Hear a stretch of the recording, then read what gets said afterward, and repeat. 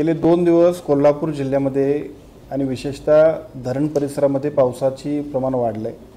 हे सगळं प्रमाण वाढल्यामुळे साहजिकच सगळ्या नद्या पात्राबाहेर सुद्धा येतील अशी परिस्थिती आहे आणि त्या संदर्भातली बैठक आज जिल्हाधिकारी कार्यालयात आपण सर्व अधिकाऱ्यांसमवेत घेतली। या संपूर्ण कोल्हापूर जिल्ह्यातल्या एकूण पूर परिस्थितीचा जर का आढावा घेतला तर आजच्या घडीला आपण ज्या पद्धतीनं योग्य नियोजन केलेलं आहे जिल्हा प्रशासनानं त्याचा उपयोग इतकाच होईल की आज कोणत्याही परिस्थितीमध्ये आपल्याला एकूण पूर परिस्थिती येऊ नये यासाठी सर्व उपाययोजना करण्याबद्दल आपण सूचना दिलेल्या आहेत।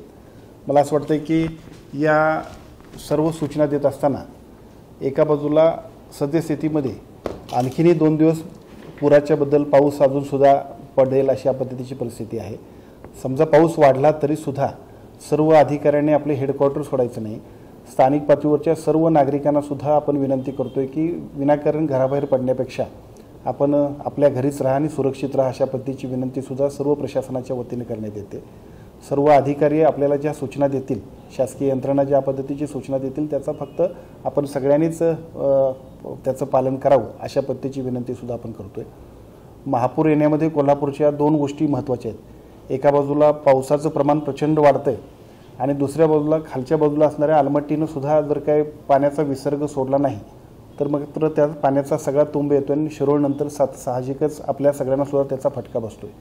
परंतु गेल्या वर्षभरामध्ये महाराष्ट्राचे मुख्यमंत्री आणि दोन्ही उपमुख्यमंत्र्यांच्या माध्यमातून विशेषतः राधाकृष्ण विखे पाटील साहेबांनी सुद्धा केलेल्या सहकार्यामुळे कर्नाटक सरकारचे सुद्धा आपल्याला समन्वय योग्य पद्धतीने सुरू आहे आणि त्याच्यामुळे आलमट्टीचा विसर्ग आणि हिप्परगीचा विसर्ग सुद्धा योग्य पद्धतीने समन्वय करण्यामध्ये आमचे जिल्हाधिकारी असतील, आमचे इरिगेशनचे एससी असतील हे योग्य पद्धतीचा समन्वय करतात।